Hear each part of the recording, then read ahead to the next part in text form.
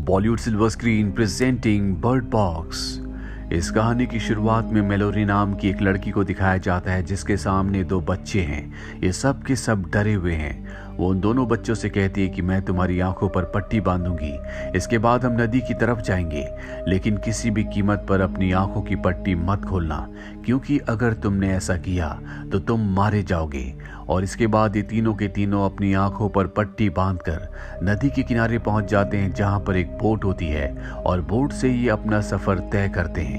कहानी यहाँ से फ्लैशबैक में जाती है, यानी कि 5 साल पीछे, जहाँ हम मेलोरी को देखते हैं जो अपने घर पर पेंटिंग बना रही होती है। दरअसल वो एक पेंटर है। पूरी दुनिया में सब कुछ नॉर्मल होता है और तभी उसकी सिस्टर उसके घर पर आती है, जो मेलोरी को बताती है कि पूरी दुनिया में लोग अपनी जान ले रहे हैं। इसके बाद ये न्यूज देखते हैं जहाँ पर इन्हें पता चलता है कि दुनिया में कई लाखों लोग अपनी जान ले चुके हैं। इसके पीछे कारण क्या है किसी को कुछ नहीं पता। अब क्योंकि मेलोरी प्रेग्नेंट है, इसीलिए वो हॉस्पिटल अपना चेकअप करवाने के लिए जाती है और वो देखती है कि वहां पर भी लोग अपने आप को मार रहे हैं। इसीलिए वो अपनी सिस्टर के साथ कार से वहां से निकल जाती है और सड़कों पर ये देखती है कि हर कोई इंसान अपनी जान ले रहा है, साथ ही एक दूसरे के ऊपर हमला भी कर रहे हैं। ये देखकर मेलोरी और उसकी सिस्टर जो कि कार चला रही होती है, दोनों के दोनों डर जाते हैं। ये एक तरह का वायरस है जो इनके शहर में भी फैल चुका है। मेलोरी की सिस्टर जो कि कार चला रही होती है, वो भी इससे इन्फेक्टेड हो जाती है और वो कार का एक्सीडेंट करना चाहती है। मेलोरी उसे रोकती है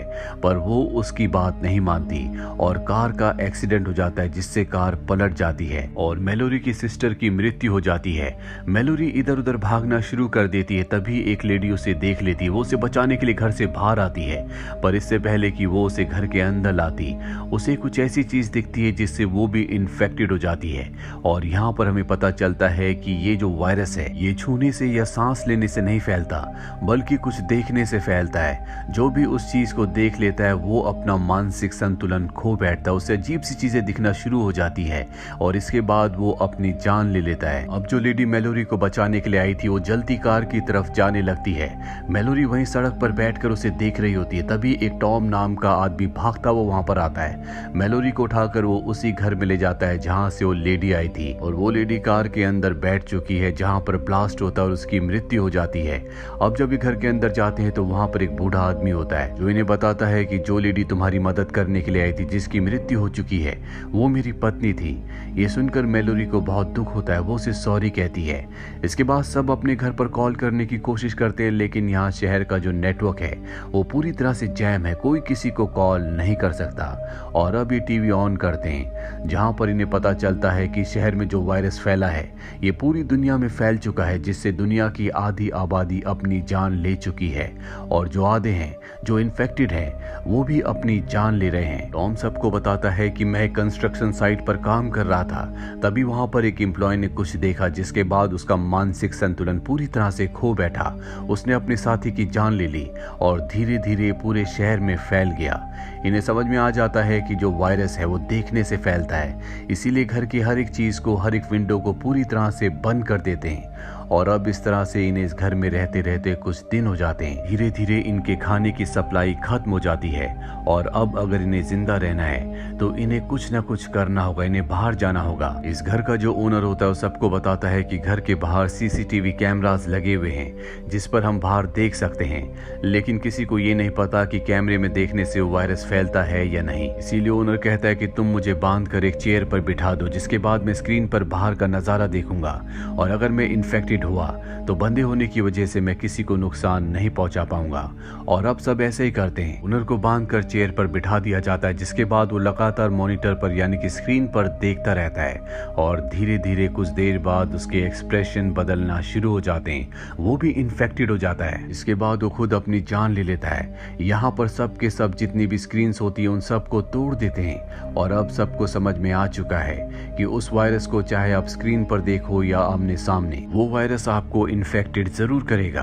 अब इनके दरवाजे पर एक लड़की आती है जो प्रेग्नेंट होती है, लेकिन ये भी वायरस से पूरी तरह से अभी तक सुरक्षित है। ये उसे भी अपने घर के अंदर बुला लेते हैं और अब धीरे धीरे इनका खाना पूरी तरह से खत्म हो चुका है। ये तय करते हैं कि इन्हें अब बाहर जाकर खाने की सप्लाई लानी होगी, इसीलिए सबसे पहले गैराज में जाते हैं जहाँ पर गाड़ी होती है। गाड़ी के शीशों को पूरी तरह से पेंट कर देते हैं और सब के सब गाड़ी के अंदर बैठ जाते हैं और अब गाड़ी को ये जीपीएस की मदद से चलाना शुरू करते जाते हैं। सड़कें पूरी तरह से सुनसान होती है।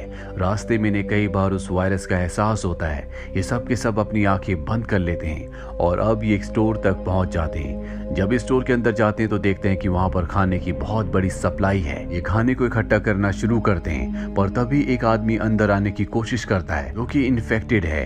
उस आदमी को अंदर ना आने देने के लिए इन्हीं में से एक उसके ऊपर हमला कर देता है, पर उसकी भी मृत्यु हो जाती है। और अब ये सब के सब खाने की सप्लाई लेकर वापस अपने घर पहुंच जाते हैं। एक बार फिर से उसी तरह से रहना शुरू कर देते हैं। यही मैलोरी और टॉम एक दूसरे के काफी करीब आ चुके हैं और तभी इनके दरवाजे पर एक और आदमी आता है। जो दूसरी लड़की है जो कि प्रेग्नेंट है, वो दरवाजा खोल देती है। इससे सब के सब गुस्सा होते हैं क्योंकि इनके पास लिमिटेड खाना है। ये किसी भी और इंसान को अपने घर में नहीं ला सकते। वो आदमी बताता है कि वो अपने साथियों के साथ एक घर पर छुपा हुआ था, पर तभी वहां पर कुछ लोग आ गए जिनकी दिमागी हालत पूरी तरह से खराब थी। उन सब ने मेरे दोस्तों की आंखों की पट्टियां खोलना शुरू कर दिया, जिससे वो इन्फेक्टेड हो गए और उन्होंने अपनी जान ले ली। और मैं किसी तरह से अपनी जान बचाकर यहाँ तक पहुंच गया। वो जो पागल लोग हैं उनका दिमागी संतुलन ठीक नहीं था, इसीलिए वायरस उनके ऊपर असर नहीं करता। वो जहाँ चाहे घूम सकते हैं, वायरस उनका कुछ नहीं बिगाड़ सकता। एक तरह से वो वायरस से इम्यून है। अब यहाँ पर मैलोरी की डिलीवरी हो जाती है। वो एक बच्चे को जन्म देती है। साथ ही यहाँ पर जो दूसरी लड़की होती है वो भी एक बच्चे को जन्म देती है, यानी कि इनके घर में 2 बच्चों ने जन्म लिया है। अब यहाँ पर जो आदमी आया होता है, दरअसल इसकी भी दिमागी हालत ठीक नहीं होती। इसने सबको झूठ कहा था। ये खुद उन पागलों में से एक था जो कि इस वायरस से इम्यून है। ये एक साइको होता है और विंडो पर जितने भी कवर लगे होते हैं ये उन्हें निकालना शुरू कर देता है, जिससे वो दूसरी लड़की जिसने अभी अभी बच्चे को जन्म दिया है वो बाहर देख लेती है, जिससे वो इन्फेक्टेड हो जाती है और खुद अपनी जान ले लेती है। साथ ही वो साइको आदमी एक बूढ़ी औरत की आंखें जबरदस्ती खोलता है और वो भी इन्फेक्टेड होकर अपनी जान ले लेती है। और इससे पहले कि वो दूसरे लोगों के साथ भी ऐसा करता, वहां पर टॉम आ जाता है जो उसे गोली से मार देता है। और अब यहाँ पर टॉम, मैलोरी और 2 बच्चे बचे हैं। धीरे धीरे इसी तरह से ये इसी घर पर रहते हैं और 5 साल बीत जाते हैं। यहाँ पर मैलोरी की बेटी और साथ ही वो लेडी जिसने दूसरे बच्चे को जन्म दिया था उसका बेटा होता है। ये सब के सब यहाँ पर जीना सीख गए हैं। मैलोरी अपने बच्चों को लेकर जब भी बाहर निकलती है तो वो उनकी आंखों पर और अपनी आंखों पर पट्टी बांध लेती है। साथ ही वो उन्हें ट्रेनिंग भी देती है कि किस तरह से एक दूसरे के करीब रहना है, किस तरह से सरवाइव करना है, किस तरह से आवाज को पहचानना है। और अब एक दिन टॉम को रेडियो पर एक आदमी का मैसेज आता है जो बताता है कि हम एक जगह पर हैं जो पूरी तरह से सुरक्षित है। यहाँ पर खाने की बहुत बड़ी सप्लाई है और यहाँ पर वायरस का कोई भी खतरा नहीं है। टॉम बताता है कि हम 4 लोग हैं, हमारे साथ 2 बच्चे हैं, हमें कहाँ आना होगा। वो बताता है कि तुम्हें नदी पार करके आना होगा। वो उन्हें लोकेशन बताता है जो इस जगह से बहुत दूर होती है।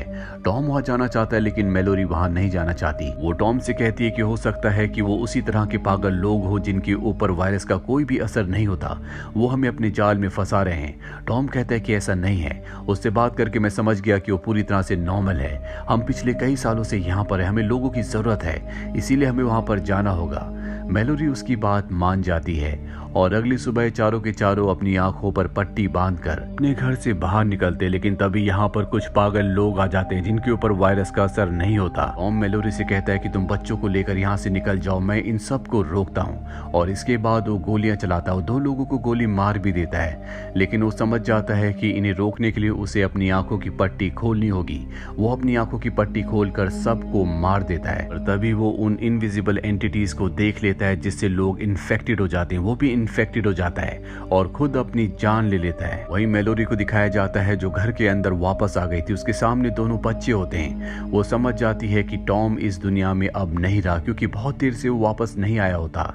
और अब कहानी वापस प्रेजेंट में आती है जहां पर उसने बच्चों को कहा था कि मैं तुम्हारी आंखों में पट्टी बांधूंगी, किसी भी कीमत पर अपनी पट्टी को मत खोलना। और दोनों बच्चों को लेकर नदी के किनारे बोट तक पहुंच जाती है।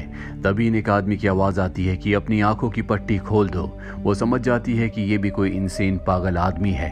वो उसकी तरफ गोलियां चलाती है लेकिन वो उस तक पहुंच जाता है। वो उसकी आंखों की पट्टियां खोलने की कोशिश करता है पर मैलोरी उसे मार देती है और दोनों बच्चों को लेकर यहाँ से आगे निकल जाती है। काफी लंबा सफर तय करने के बाद मैलोरी को सामान की जरूरत होती है, इसीलिए वो अपने दोनों बच्चों के पेट पर रस्सी बांधती है और उस रस्सी का जो मशीन यानी कि बॉक्स होता है अपने पास रखकर वो एक घर की तरफ बढ़ती है। अभी वो इनविजिबल एंटिटीज उस पर हमला करती है, उसे परेशान करती है, वो उसकी तरफ गोलियां भी चलाती है, लेकिन वो चीज ऐसी है जिसे मारा नहीं जा सकता। वहीं दोनों बच्चों को दिखाया जाता है जो बोट पर होते हैं। मेलोरी की बेटी गोलियों की आवाज सुनकर अपनी मॉम के लिए परेशान हो जाती है और उन्हें ढूंढने के लिए वो बोट से उतरकर जंगल की तरफ चल पड़ती है और तभी उसके सामने इनविजिबल एंटिटी आती है। वो उसे छूने वाली होती है कि तभी मेलोरी रस्सी को खींच लेती है। उसकी बेटी वापस उसके पास आ जाती है। मेलोरी कहती है कि मैंने तुम्हें कहा था ना कि बोट से नीचे मत आना।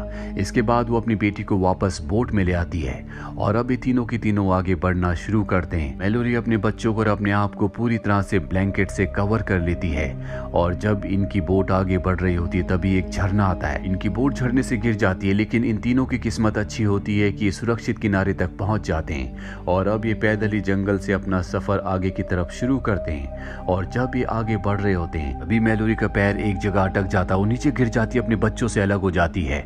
उसका जो बेटा होता है उसके पास वही इनविजिबल एंटिटी आती है।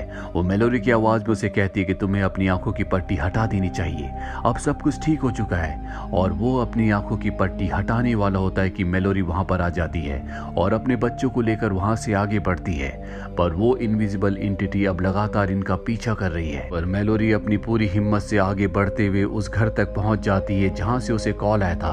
वो जोर जोर से दरवाजे को नॉक करने लगती है और कहती है कि चाहे मुझे अंदर मत आने दो, लेकिन मेरे बच्चों को बचा लो। और तभी दरवाजा खोला जाता है। अंदर बहुत सारे लोग होते हैं जो मेलोरी और उसके बच्चों को भी अंदर ले आते हैं। यहाँ पर मेलोरी को पता चलता है कि ये एक ब्लाइंड स्कूल है, यहाँ पर कोई भी देख नहीं सकता, इसीलिए यहाँ पर जितने भी लोग हैं वो पूरी तरह से सुरक्षित है, इनमें से कोई भी इन्फेक्टेड नहीं है। मेलोरी जिसने अभी तक अपने बच्चों का नाम नहीं रखा था क्योंकि उसे पता नहीं था कि कौन कब तक जिंदा है और किसी के नाम रखने की वजह से उसे जिंदगी भर याद करके रोना नहीं चाहती थी, पर अब उसे पता है कि उसके बच्चे सुरक्षित है, इसीलिए वो लड़के का नाम टॉम के नाम पर टॉम रखती है और अपनी बेटी का नाम ओलंपिया। नाम पाकर दोनों बच्चे बहुत खुश हो जाते हैं और पहली बार वो उन दोनों बच्चों को बताती है कि मैं ही तुम्हारी मॉम हूँ। और इसी के साथ ये कहानी यहीं पर खत्म हो जाती है। उम्मीद करते हैं कि ये कहानी आपको पसंद आई होगी।